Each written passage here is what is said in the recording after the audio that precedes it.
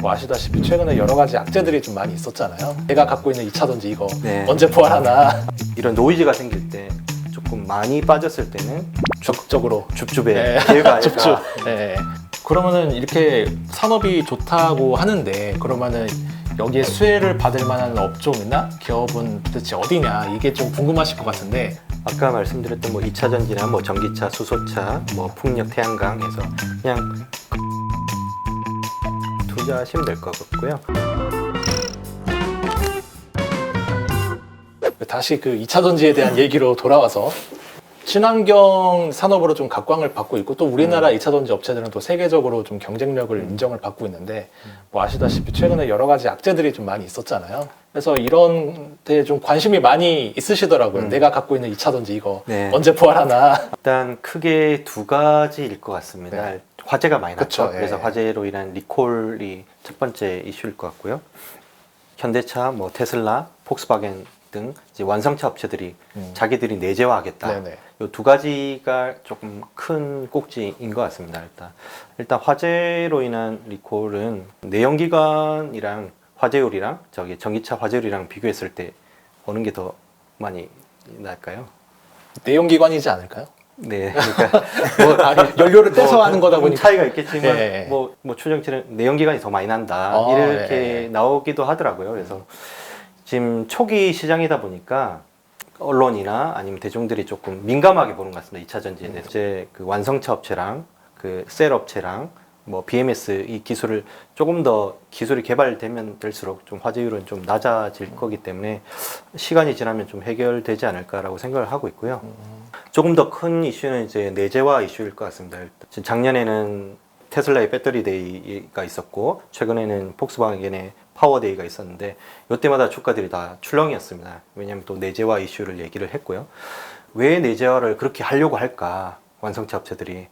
그거는 거꾸로 생각을 해보면 그만큼 2차 전지가 쇼티지, 공급 부족이지 않을까, 심각한 게 아닌가라고 하는 반증 아닐까 생각을 합니다. 그래서 대부분 이 산업은 커가는 산업이기 때문에 아까 말씀드렸듯이 혼자 할 수 없고 뭐 각자의 분야가 다 있는 것 같습니다. 완성차 업체들이 2차 전지에 투자를 많이 해가지고 LG 에너지 솔루션만큼 아니면 뭐 SI만큼 이렇게 잘할 수가 없다라고 생각을 합니다. 그래서 시간의 문제지 이런 부분들은 다 해소가 될 거라고 생각하고요. 그래서 이런 그린 관련된 투자는 항상 이런 이슈가 생길 것 같습니다. 그래서 오히려 이런 노이즈가 생길 때 조금 많이 빠졌을 때는 적극적으로 줍줍의 네. 기회가 아닐까. 줍줍. 네. 그래서 항상 1년에 뭐 한두 번은 이런 이슈가 있을 것 같습니다. 그래서 그 부분은 좀 감안하시고 투자를 하시면 될 것 같습니다.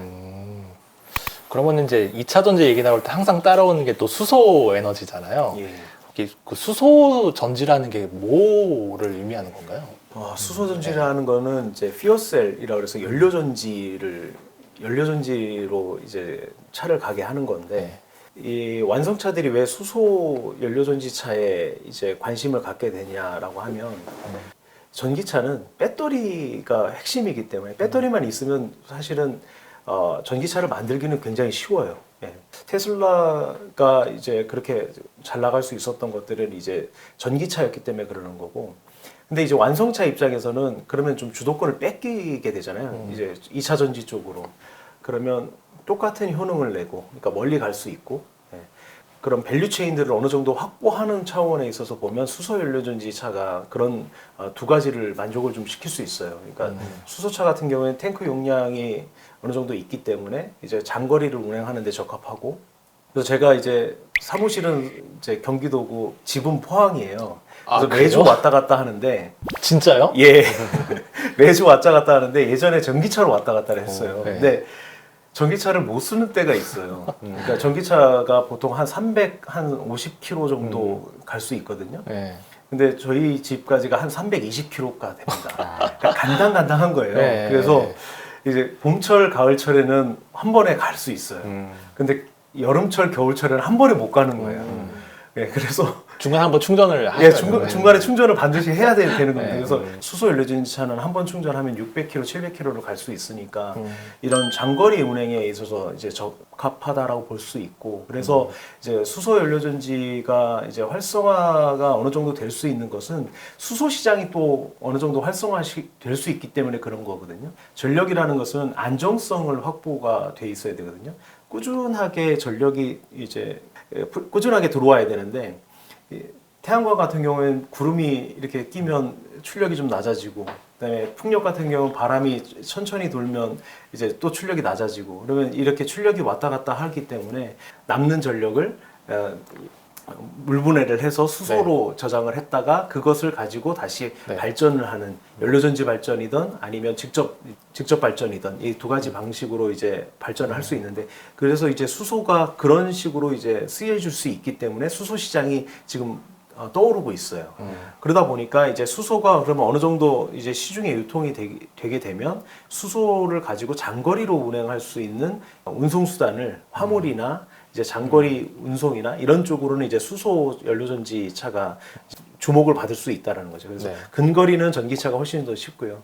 그다음에 장거리로는 이제 수소 차가 이제 되지 않을까 생각됩니다.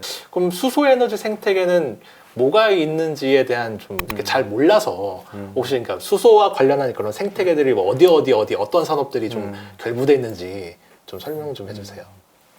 일단은 수소는 일단 뭐 생산부터 뭐 네. 운송, 저장, 뭐 충전, 활용 이렇게 다 밸류체인이 있을 것 같고요. 일단 가장 중요한 거는 이제 수소차겠죠. 수소차에서는 이제 글로벌 그 의미 있는 플레이어는 이제 현대차랑 도요타가 있을 것 같고요. 그 현대차는 이제 넥소 브랜드죠. 그 저기 도요타는 미라이고요. 근데 작년 기준으로 보시면 현대차의 넥소가 월등히 판매량이 앞섰습니다. 그래서 수소차 완성차 입장에서는 글로벌 1등입니다. 그리고 수소차에서 그 가장 또 중요한 부품으로 생각하면 연료전지일 거고, 연료전지의 스택이 들어보셨겠지만 스택이 가장 중요할 것 같고요. 못 들어봤는데 스택이 뭔지 설명 좀 해주세요. 뭐 더 전문가이시겠지만 수소를 쪼개서 네. 하나는 이제 산소와 반응해서 물이 생산이 되고, 하나는 전자를 생산할 수 있는 그 촉매제라고 보시면 돼요. 예.